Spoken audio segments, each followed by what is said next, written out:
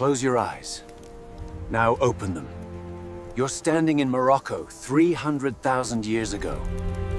In front of you, impossible! 7 different species of humans are gathered at a water source. Some have skulls that bulge backward. Others barely reach your waist. One towers above you, with muscles that would shame a bodybuilder. Behind them, yellow eyes watch from the shadows. A short-faced bear the height of a basketball hoop. This isn't fantasy. This happened. For one brief moment in Earth's history, 7 human species shared this planet.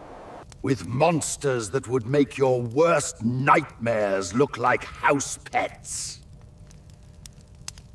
One of those species was us, Homo sapiens. We were the scrawniest, the weakest, the least likely to survive. While every other human species and every giant that stalked them is gone. How? Why? Welcome to Earth's greatest murder mystery, where everyone's a suspect and everyone's a victim, except us. The answer is written in blood, bone, and the kind of survival story that Hollywood couldn't invent if it tried.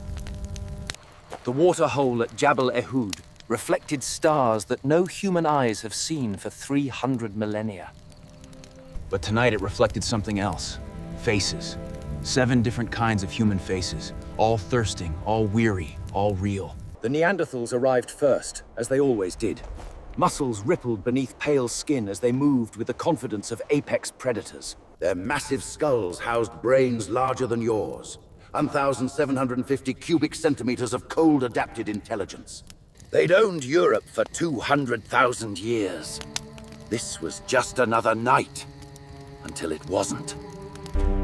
From the east came shadows that moved wrong, too tall, too thin. Denisovans, though no one would call them that. They'd walked here from the Altai Mountains, their genes carrying secrets that would one day let Tibetans breathe where others suffocate. The Homo erectus family approached from the south, and even the Neanderthals tensed. These were the old ones, the originals. They'd been walking the Earth for 1.7 million years, while everyone else was still theoretical. Then came the impossible ones. Homo naledi from southern Africa, with brains no bigger than chimps, but hands that crafted tools with disturbing precision. Then came the impossible ones. Homo naledi from southern Africa, with brains no bigger than chimps, but hands that crafted tools with disturbing precision. Then came the impossible ones. Homo naledi from southern Africa, with brains no bigger than chimps, but hands that crafted tools with disturbing precision. Dragging primitive spears, a band of Homo heidelbergensis emerged from the northern darkness. The ancestors, Looking at them was like looking at your own grandfather's grandfather's grandfather, multiplied by 10,000.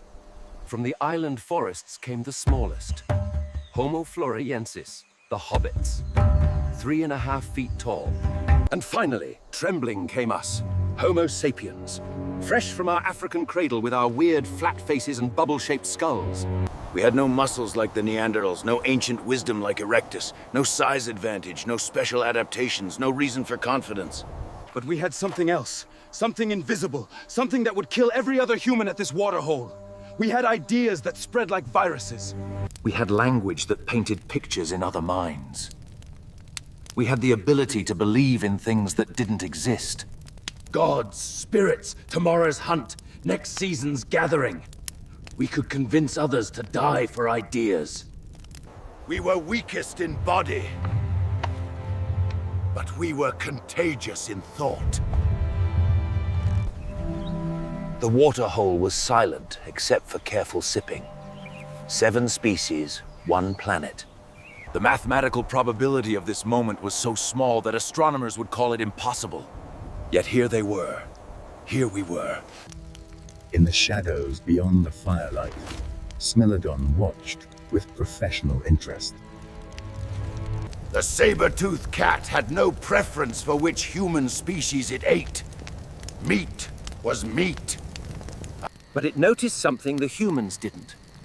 Only one species looked at the stars while drinking. Only one species drew patterns in the mud. Only one species was already planning tomorrow while surviving tonight.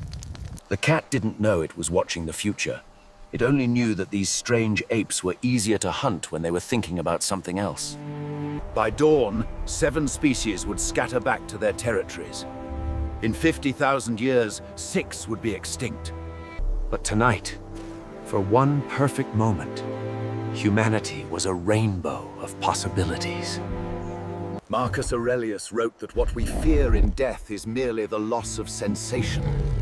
He never met Arctodeucimus. The short-faced bear didn't kill for hunger. It killed for territory. And its territory was everything it could see, smell, or imagine. Standing 11 foot tall on hind legs, weighing 2,900 pounds of muscle and rage, it was North America's undisputed king. When it walked, the ground trembled. When it ran 40 miles per hour across open terrain, nothing escaped. Dr. Paul Mathias spent his life studying Arctodus bones. This wasn't just a big bear, he told colleagues at the University of Alaska. This was evolution's experiment in pure, terrifying efficiency. Longer legs than any bear alive, a skull built for bone-crushing intelligence. That let it memorize every water source in 1,000 square mile territory. The first humans to cross Beringia 23,000 years ago didn't have paleontology degrees. They had something better. Clovis people left us their nightmares carved in stone. Cave art showing bears that towered over mammoths. But one trackway tells the real story. White Sands, New Mexico, 20,000 years ago. A woman carrying a toddler walks across mudflats. Her footprints show she's hurrying. Stride length increasing, toes digging deep for purchase. Behind her, offset by hours, come prints that make archaeologists' blood run cold. Arctodus tracks following patient. She knew it was there, says Dr. Sally Reynolds, who led the excavation. The footprints show her changing the... She was in eggs we see in modern prey animals, but Arctodus wasn't just any predator. The bear's intelligence was its most terrifying feature. Unlike modern bears that rely on brute force, Arctodus played chess. Fossil sites show evidence of ambush hunting.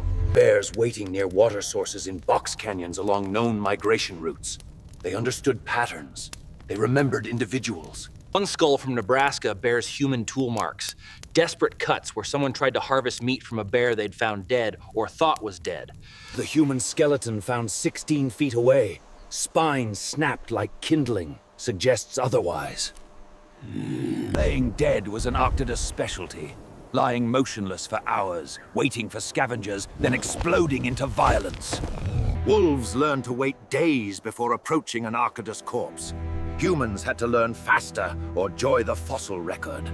But here is the mystery that haunts paleontologists. Arctodus vanished, just as humans flourished in North America.